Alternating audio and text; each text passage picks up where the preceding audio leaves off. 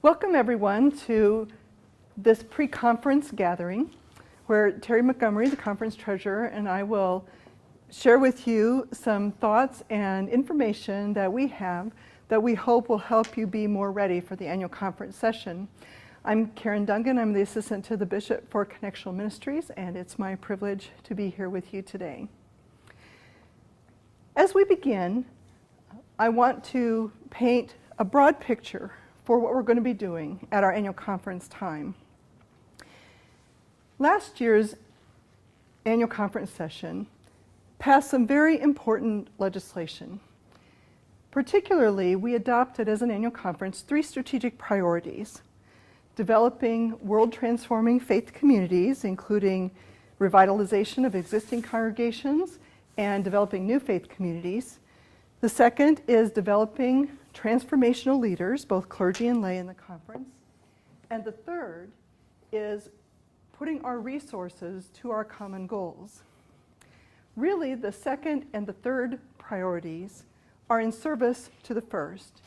Terry will share a little bit more in detail both today and at the annual conference session some information that he's gleaned from his work as the conference statistician. But essentially, what he's discovered is that our annual conference continues to show the trends that have already been operating for the last couple of decades, both in terms of our church membership and the demographics of our state as a whole. First, the state of Iowa continues to become increasingly urban. More and more people are moving into the cities. Fewer people are moving to the rural areas, and so our population is continuing to move from rural to urban. But at the same time, we have not been planting new faith communities in the places where people are moving to. We're getting older as a denomination, and this is true for us in Iowa. The people who are the United Methodists are a little bit older than the average population, part of the population. And in Iowa, many of our new populations are more ethnically diverse, and they are younger. So we have a challenge here, don't we, to reach out to new people with the love of Christ so that we can develop more disciples and change the world with his love.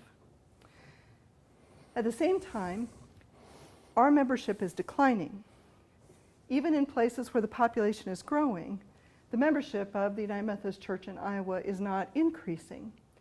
So we have a significant challenge for our witness here in the state. And these priorities are a vehicle by which we can begin to address those challenges.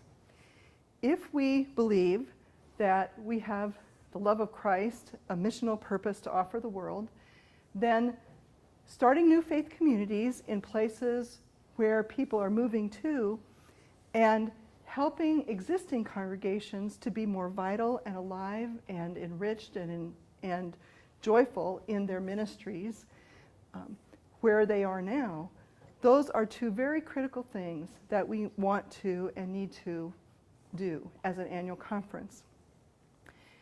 Every church has a mission. Every place where there are United Methodists, there is hurt in our world. There is hurt in our state.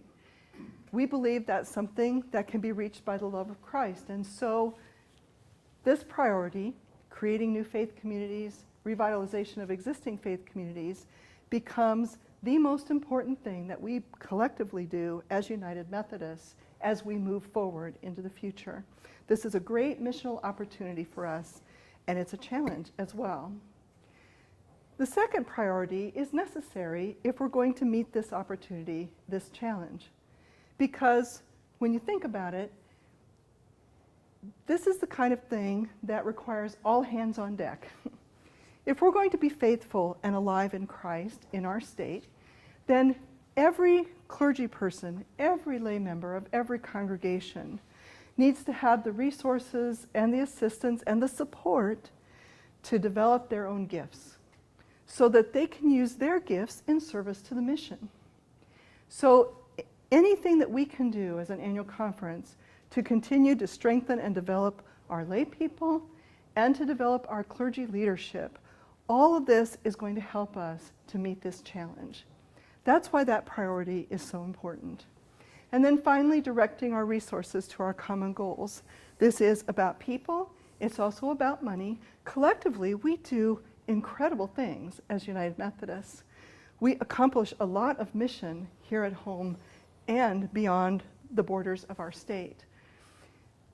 Churches sacrifice greatly to contribute to their apportionments so that we can be engaged in mission together. And that sacrifice is noticed and it is much appreciated. So the third priority, directing resources to our common goals, is really about taking the people, the money, and the energy, the work that we do, and putting as much as we can toward that first goal and toward that goal of developing leaders. That's what these priorities are about. That's the bigger context, the bigger picture of our work as a conference session. We all know that we're not going to just talk about it there and get it accomplished in this one annual conference session. When we adopted these priorities last year, that was really the first step toward all of us moving in a new direction together. So when you read your pre-conference manual, when you look at the ministry plans, when you hear conversation about the budget, even in this presentation today, I invite you to think about this broader challenge and to ask yourself, how is this getting us toward this missional opportunity that we have in the present time as Iowa United Methodists? You will notice that every conference agency wrote their ministry plan to help each committee, each agency explain how what they're doing moves us toward these priorities. Everybody had to answer pretty much the same questions. Now you will also notice some committees are a little further along in their discussion of that, and it seems a little more obvious for some groups than it does for others. There are some things we just need to do as an annual conference. So, for example, the Commission on Archives and History is something that we're required to have in every annual conference because our discipline requires it. It's necessary because we want to maintain accurate historic records. We want to keep our historic documents in a safe place where they're cataloged and available so that we can document our history as an annual conference. That doesn't necessarily seem like it fits toward these priorities, but it's one of those infrastructural support mechanisms that we have to lay a foundation for the broader work of the annual conference.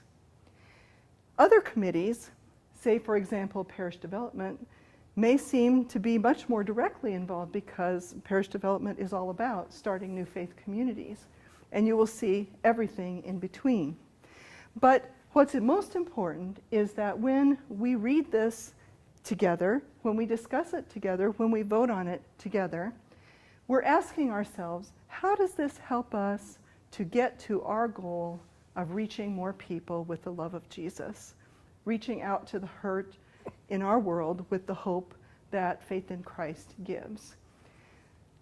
When we do that, then we can celebrate that our work at annual conference is really just the beginning of a much bigger discussion about how we serve the mission that God has given us in this time and in this place.